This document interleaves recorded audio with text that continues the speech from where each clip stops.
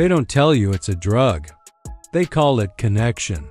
They call it influence, but it is a narcotic. And you are an addict. You wake up, and before your eyes are even fully open, you are checking. Did they like it? Did they share it? Do they see me? You are standing in the middle of your own life, but you are not living it. You are performing it.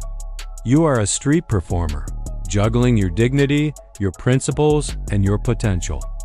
Desperate for the spare change of a complete stranger's digital approval. They tell you that being seen is power. They tell you that having a platform is strength. They lie.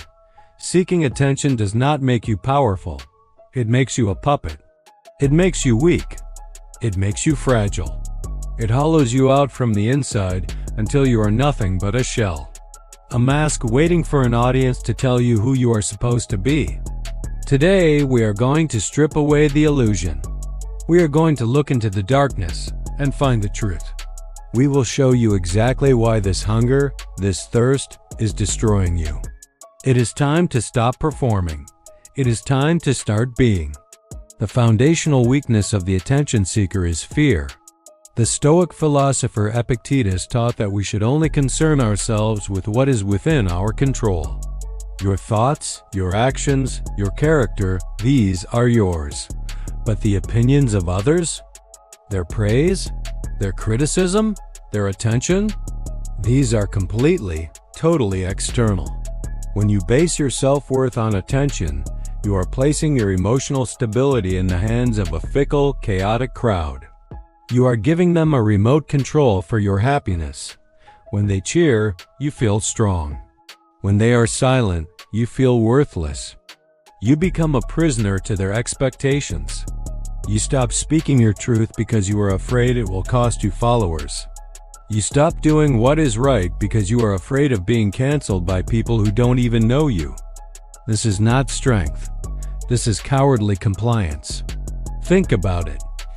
A man who needs external validation is always on edge. He is always scanning the horizon for the next threat to his ego. He is reactive. He is easily manipulated. A man who is content in his own skin, who is focused on his mission, is unmoved. He is an anchor in the storm. You need to decide, do you want to be a lighthouse standing firm against the waves? Or do you want to be a piece of driftwood tossed by the current, just hoping for a momentary glimpse of land? You think this is a modern problem? It is as old as civilization. Let me tell you about a man who had everything, but was made weak by his hunger for applause. His name was Nero. He was the Emperor of Rome, the most powerful man on earth. But that power was an illusion. Nero didn't want to rule. He wanted to be adored. He was obsessed with being seen as a great artist, a musician, an actor, a charioteer. He would perform in public games, but the crowds weren't cheering for his talent. They were cheering because they were terrified of him.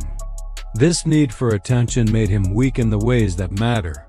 He spent Rome's treasury on lavish spectacles, games, and performances, neglecting the actual management of the empire. He alienated his generals and advisors because he couldn't stand anyone who didn't constantly flatter him. He was so desperate for approval that he became a monster. He would force people to stay and watch his hours-long performances, sometimes locking the theater doors. When the people did not give him the natural adulation he craved, his insecurity turned into murderous paranoia. He ordered the execution of his own mother, his wife, and even his primary Stoic advisor, Seneca, a man who tried to teach him that true greatness is internal. Nero had an empire, but he was a slave. He was enslaved by his own reflection in the eyes of others. When his generals finally rebelled and the Senate declared him a public enemy, he didn't die with dignity. He died alone, terrified, whimpering, his final words supposedly being, "What an artist dies with me." His last thought was still about his performance, not his life. That is the definition of weakness. The attention seeker chooses compliance over competence. He chooses to follow the crowd, to repeat the popular slogans, to wear the right masks. because that is the quickest way to get a like. But you, as a man striving for mastery, must choose competence. Competence is not about what people think you can do. It is about what you can actually do when no one is watching. Think about the difference. When you are focused on attention, you are focused on the surface, on the image, on the marketing. When you are focused on competence, you are focused on the substance, on the sweat, on the skill, on the struggle. It takes courage to be incompetent in public. It takes courage to fail, to look foolish, to be ignored while you are in the learning phase. The attention seeker cannot handle this phase. They quit. They switch to something easier, something that gives them a faster dopamine hit. Marcus Aurelius, in his Meditations, repeatedly tells himself to stop caring about his reputation and to focus only on doing his job well. He knew that fame is a rattle for children. You build true power when you master a skill so thoroughly that you do not need anyone to tell you that you are good at it. You just know. And that internal certainty makes you dangerous to the status quo. It makes you unstoppable.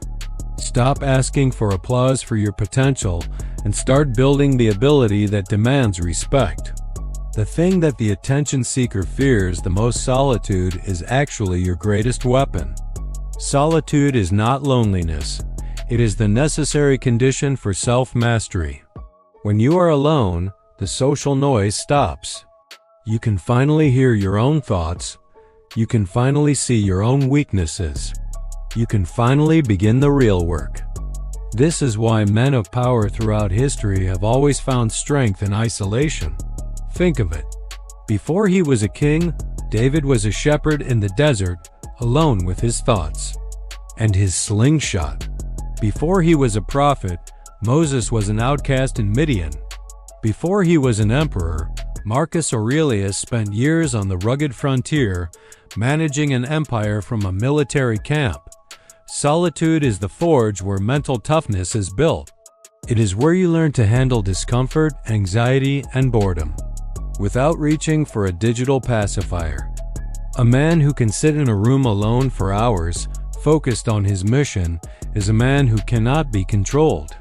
He is a man who has mastered his own mind. He doesn't need external validation to keep going. He doesn't need a cheerleader.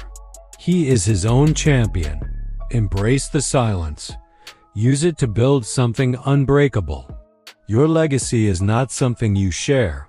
It is something you forge in the quiet, dark hours that no one sees. Seeking attention makes you weak because it forces you to become someone you are not. It makes you a beggar. But choosing virtue, competence, and solitude makes you unstoppable. You are not half a person waiting to be completed by a, like. You are not a performance waiting for a review. You are a man with a purpose. You were meant for more than being seen. You were meant to be strong.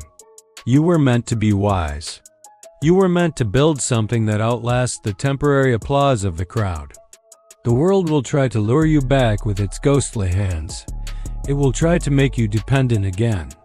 It will tempt you with easy approval. Look that crowd in the eye and look right past it. Find your own compass. Build your own fortress. Master your own self. True power is not being known by everyone. It is knowing yourself so completely that you do not need anyone else to validate your existence. Be silent. Be competent. Be dangerous. And most importantly, stop being nice. Subscribe to the Comic Stoic if you are ready to stop performing and start building.